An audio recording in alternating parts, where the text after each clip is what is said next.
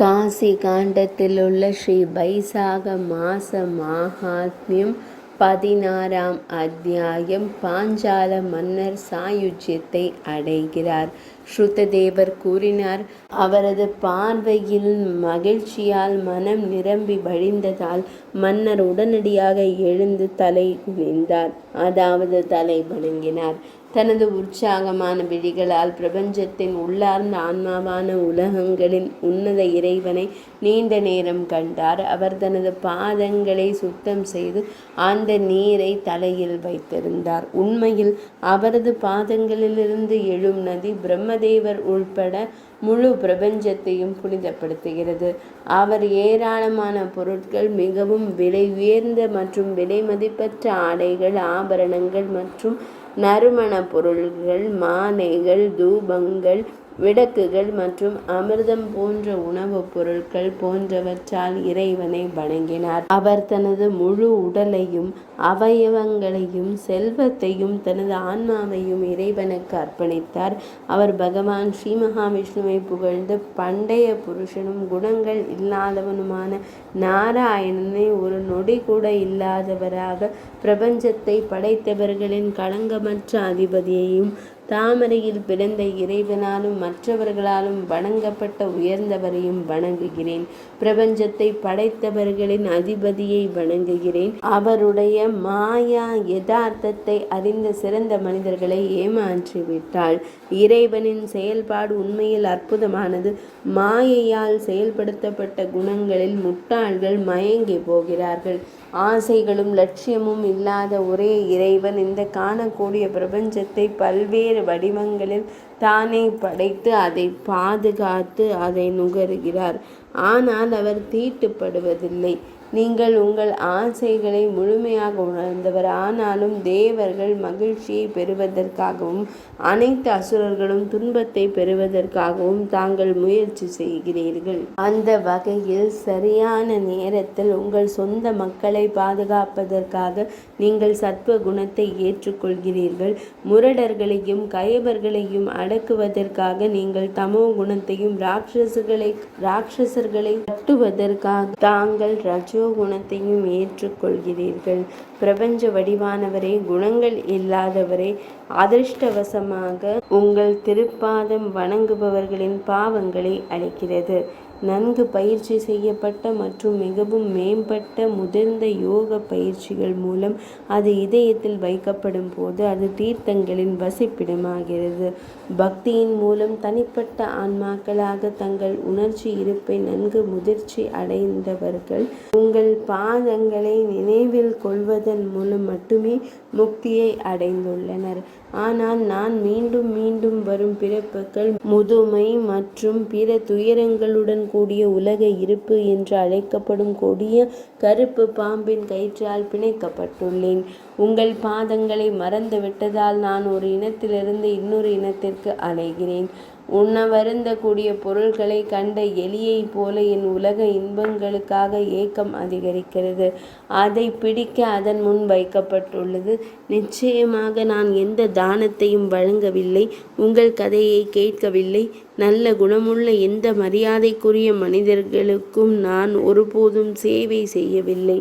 எனவே எனது பரந்த செல்வமும் மகிமையும் எதிரிகளால் அழிக்கப்பட்டது.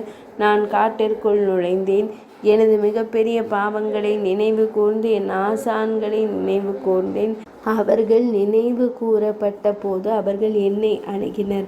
அவர்கள் துன்பப்பட்டவர்களின் உறவினர்கள். அவர்கள் என்னிடம் உரையாடினர், எனக்கு ஆறுதல் கூறினர். ஸ்ருதிகளில் வகுக்கப்பட்டுள்ள அற்புதமான வைசாக சடங்குகளில் அவர்கள் எனக்கு அறிவூட்டினர்.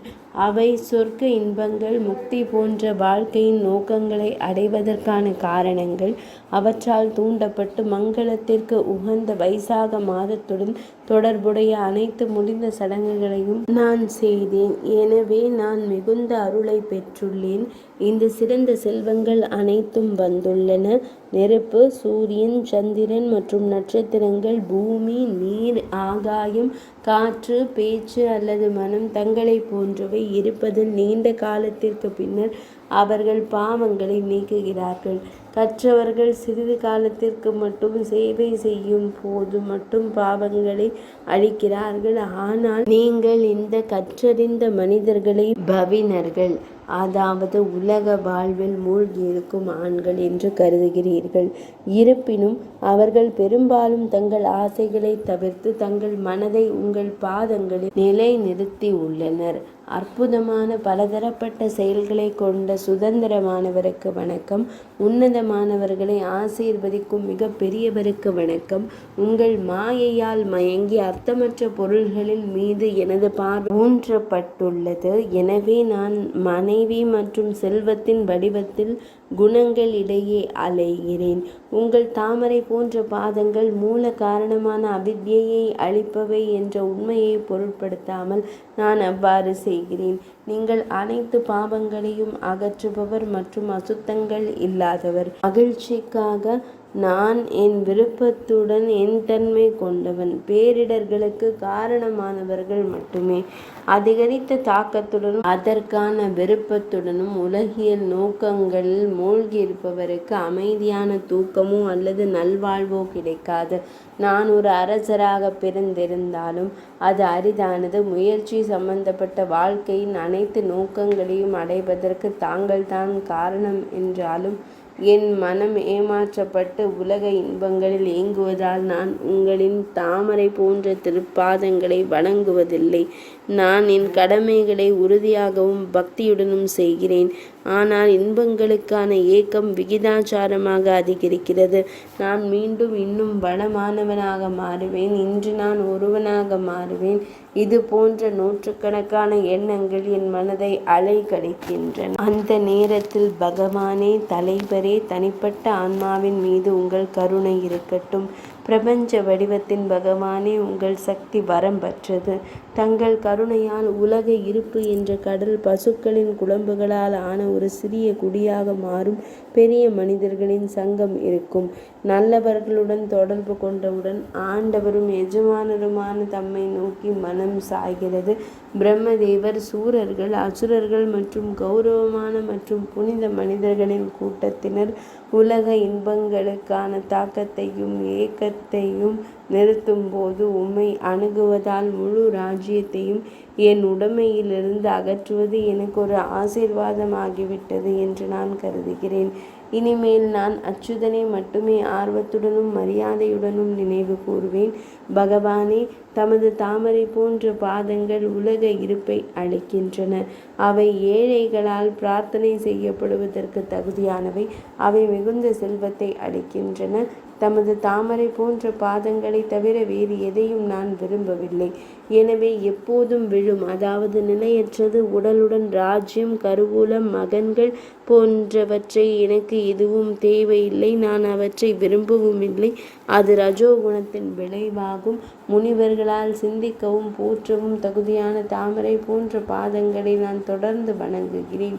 தேவர்களின் தலைவரே, பிரபஞ்சத்தின் இருப்பிடமே, தமது தாமரை போன்ற பாதங்களை நான் எப்போதும் நினைவில் கொள்வதில் மகிழ்ச்சி அடைவீராக.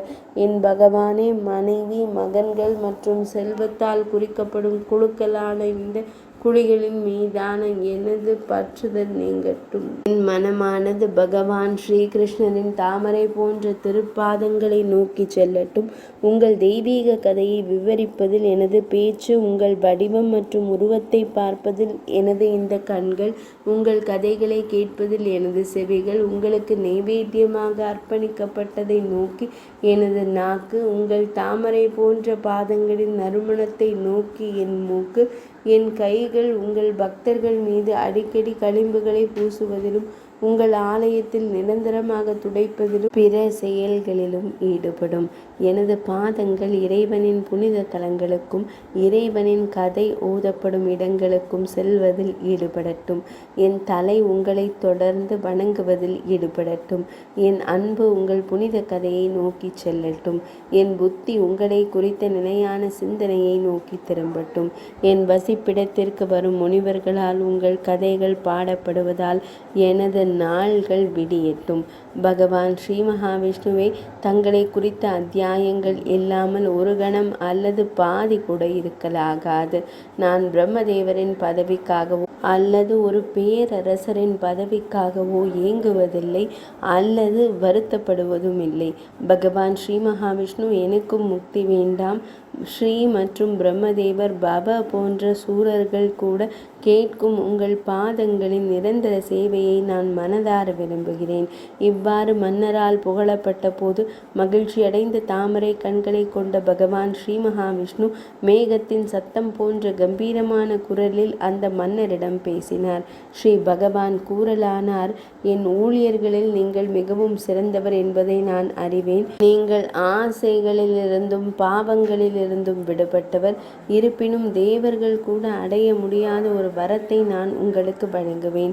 தேவர்களின் கணக்கின்படி உங்களுக்கு 10,000 ஆண்டுகள் ஆயுள் கிடைக்கும். உங்களுக்கு செல்வங்கள் கிடைக்கும். என் மீதான உங்கள் பக்தி நிலையானதாக இருக்கும். இறுதியில் உங்களுக்கு சாயுஜ்யம் கிடைக்கும். தம்மால் இயற்றப்பட்ட இந்த பிரார்த்தனையால் என்னை புகழ்பவர்களுக்கு உலக இன்பங்களையும் முக்தியையும் வழங்குவேன் என்பதில் எந்த ஐயமும் இல்லை. நான் அவர்களால் மகிழ்ச்சி அடைவேன். இந்த திருதியை 3வது சந்திர நாள் உலகில் அக்ஷயா என்ற பெயரால் நன்கு அறியப்படும். அன்று நான் மகிழ்ச்சி அடைகிறேன். தாங்களும் உலக இன்பங்களையும் முக்தியையும் அளித்துள்ளீர்கள். இயற்கையாகவோ அல்லது ஏதோ ஒரு சாக்கு போக்கின் கீழாகவோ துறவு தானங்கள் போன்ற புனித சடங்குகளை செய்யும் அறிவற்ற மனிதர்கள் கூட எனது மாறாத உலகத்தை அடைகிறார்கள். அக்ஷய திருதியை நாளில் மேனியை கருத்தில் கொண்டு சார்த்த சடங்குகளை செய்தால் அது எல்லையற்ற நன்மைக்கு உகந்ததாக இருக்கும். உலகில் இதற்கு சமமான அல்லது உயர்ந்த வேறு எந்த திதியும் இல்லை.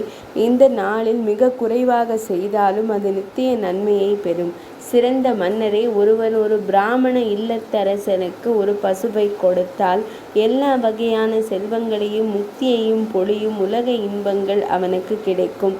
எல்லா பாவங்களையும் அழிக்கும் ஒரு காளையை கொடுத்தவன் மரணத்திலிருந்து விடுபட்டு நீண்ட ஆயுளை அடைவான். வைசாக மாதத்தில் எனக்கு மகிழ்ச்சியை தரும் புனித சடங்குகளை செய்தவர்கள் மரணம், பிறப்பு மற்றும் அந்த நபர்களின் முதுமை வைசாக சடங்குகளைப் போல மற்ற எல்லா மாதங்களின் சடங்குகளிலும் நான் மகிழ்ச்சி அடைவதில்லை. வைசாக மாதம் எனக்கு மிகவும் பிடித்த மாதமாகும். மற்ற அனைத்து புனித சடங்குகளையும் கைவிட்டவர்களும் பிரம்மச்சரிய விரதம் இல்லாதவர்களும் வைசாக மாதத்துடன் தொடர்புடைய புனித சடங்குகளில் ஈடுபட்டால் எனது மாறாத உலகத்தை அடைவார்கள். வைசாக சடங்குகளில் ஈடுபடும் மனிதர்கள் யாகங்கள், தவங்கள் மற்றும் சாங்கியம் மற்றும் யோகம் மூலம் அடைய மிகவும் கடினமான அந்த பெரிய இடத்தை அடைகிறார்கள். என் பாதங்களை நினைவு கூறுவது போல பாவமற்றவரே, இந்த மாதம் பரிகார சடங்குகள் இல்லாமல் 1000 பாவங்களை நீக்குகிறது. காட்டில் உங்கள் குருக்களின் அறிவுரைப்படி நீங்கள் வைசாக சடங்குகளில் ஈடுபட்டீர்கள். பிரபஞ்சத்தின் இறைவனை சாந்தப்படுத்தினீர்கள். இதனால் எல்லாம் தம்மால் கிடைத்தது. அரசரே, இந்த புனித சடங்கில் மகிழ்ச்சியடைந்த நான் தமக்கு தெரியும் தாம் விரும்பியபடி உலக இன்பங்களை எல்லாம் அனுபவிப்பாய். தேவர்களால் கூட அவற்றை பெறுவது கடினமாகும். அவருக்கு வரங்களை வழங்கிய பின்னர் தேவர்களின் தலைவனான ஜனார்த்தனன் அனைவரும் கண்டு கொண்டிருக்கும் போதே அங்கேயே மறைந்து விட்டார். அதன் பிறகு இந்த சிறந்த மன்னரான அரசர் மிகவும் ஆச்சரியம் கொண்டார். இழந்த செல்வத்தை மீண்டும் பெற்றவரை போல அவர் உடலில் மகிழ்ச்சியும் வலிமையும் அடைந்தார். ஒவ்வொரு நாளும் அவர் பெரிய மனிதர்களாலும் தன் சொந்த ஆசான்களாலும் ஞானம் பெற்றார்.